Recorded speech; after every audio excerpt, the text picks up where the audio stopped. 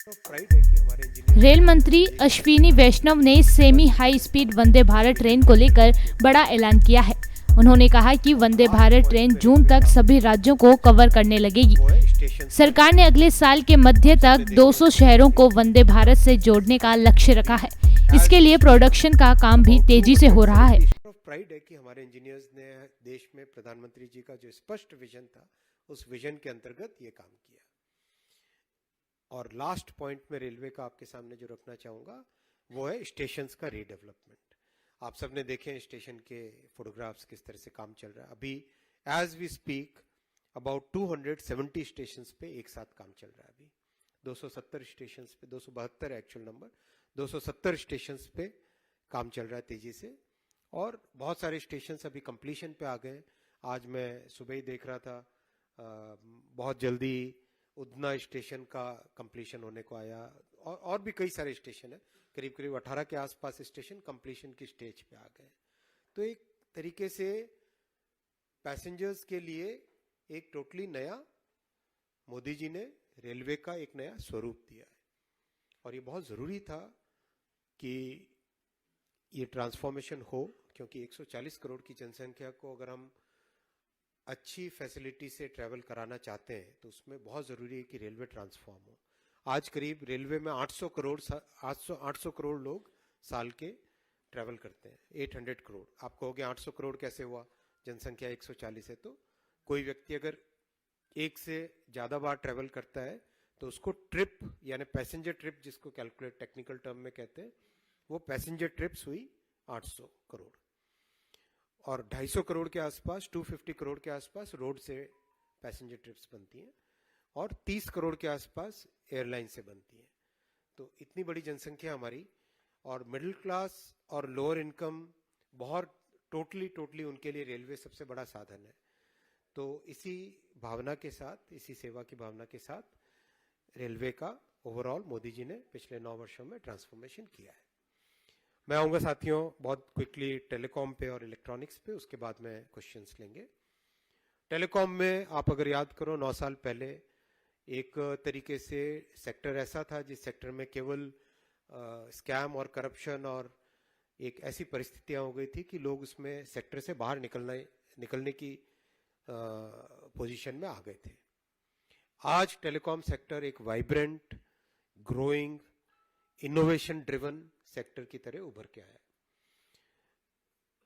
Lowest cost of data, lowest cost of voice, most affordable telecom industry in the world कहा गया है ITU की reports में। ITU international telecommunication union, आप जानते हैं, जो वर्ल्ड की सबसे बड़ी टेलीकॉम संस्था है, यूनाइटेड नेशंस की है, ये UN की है।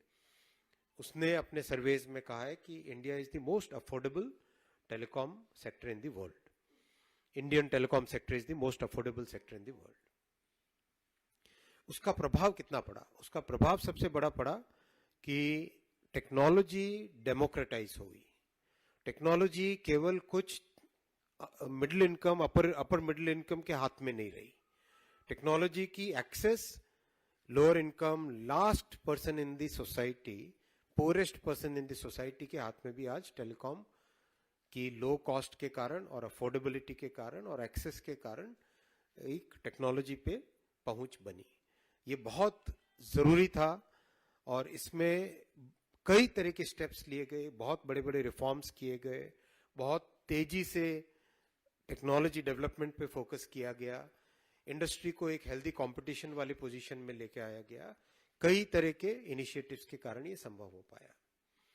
और BSNL, जिसको एक हेल्दी कंपनी को UPA गवर्नमेंट ने प्रैक्टिकली एकदम फिनिश होने वाली कगार पे लाके छोड़ा था 2014 में, उस पोजीशन से आज मोदी जी के इन 9 वर्षों में जो BSNL को सपोर्ट दिया, एक चट्टान की तरह खड़े रहे। PM साहब एकदम क्लियर, एकदम चट्टान की तरह खड़े रहे BSNL को सपोर्ट करने के लिए। और आज उसका रिजल्ट मैं आपको बताता हूं। BSNL ने इस साल करीब 1,500 करोड़ का ऑपरेटिंग प्रॉफिट किया है। 1500 करोड़ के आसपास अभी फाइनल अकाउंट्स अभी होंगे, तब आपको एक्यूरेट नंबर्स दिए जाएंगे, लेकिन 1000 करोड़ से ऊपर ऑपरेटिंग प्रॉफिट में आना ये एक बहुत बड़ा चेंज है, मैसिव चेंज है। उससे उसके कंपेरेबल अगर हम बात करें तो करीब करीब 2 लाख ग्राम पंचायतों में फाइबर को पहुंचाना, ऑप्टिकल फाइबर पहुंचाना। हर महीने बीएसएनएल अभी दे रहा है 1.5 लाख नए कनेक्शन फाइबर के, और उसका जो इम्पैक्ट आ रहा है, अभी हाल ही में छत्तीसगढ़ से एक परिवार का वीडियो आया था मेरे पास में कि वो व्यक्ति एक बड़ी बिग 4 फर्म में से एक बड़ी फर्म के लिए एक नौजवान काम कर रहा है, छत्तीसगढ़ में बैठे हुए काम कर रहा है।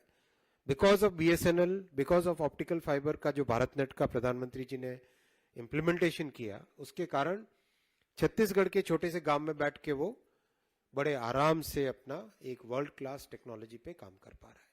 That is the impact which has, that is the positive impact which has come in people's lives. Telecom technology के लिए हमेशा दुनिया पे निर्भर करता था हिंदुस्तान। आज ये परिस्थिति आई है पिछले 9 वर्षों के आत्मनिर्भर भारत के और मेक इन इंडिया के पॉलिसीज के कारण आज दुनिया के रिचेस्ट, सबसे समृद्ध देशों में हिंदुस्तान की टेक्नोलॉजी एक्सपोर्ट हो रही है। जो सबसे कॉम्प्लेक्स इक्विपमेंट होता है वो होता है जो टावर होता है ना, टावर के ऊपर, ये जैसे मान लो ये टावर है, इस टावर के ऊपर एक रेडियो इक्विपमेंट लगा होता है, एक लॉन्गिट्यूडिनल सा इस तरह से लंबा सा एक डिवाइस होता है व्हाइट कलर का, जनरली आपने देखा होगा, उसको रेडियो इक्विपमेंट बोलते हैं। वो रेडियो इक्विपमेंट सबसे कॉम्प्लेक्स होता है, सबसे कॉम्प्लेक्स रेडियो इक्विपमेंट होता है। इतना बड़ा सा, इतना करीब 2 मीटर लंबा होता है, जो आपने देखा होगा। बहुत ही कॉम्प्लेक्स डिवाइस होता है क्योंकि उसमें सारी वेव फॉर्म उससे जनरेट होती है, बीम कैसी होती है वो जनरेट होती है। अपने मोबाइल फोन के साथ जो इंटरेक्शन होता है वो इंटरेक्शन उसी रेडियो के साथ, रेडियो के कारण होता है। That's the most complex device. वो कॉम्प्लेक्स डिवाइस हिंदुस्तान में डिजाइन होके, मैन्युफैक्चर होके अमेरिका को एक्सपोर्ट हो रहा है। ये चेंज आया है। This is a very very big change. फिर complete end to end technology, end to end technology 4G और 5G की कोई सोच भी नहीं सकता था डेवलप करने की। 5 कंपनीज की एक टाइट ग्रिप बनी हुई थी।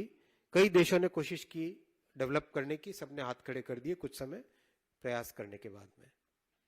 आज हिंदुस्तान ने जो टेक्नोलॉजी बनाई है 4G 5G की, मोदी जी की स्पष्ट विजन के कारण एकदम क्लियर, वेरी वेरी क्लियर, एक फॉलो अप, कंटिन्यूअस, कई तरह की बाधाएं आई, लेकिन उन बाधाओं को उन्होंने दूर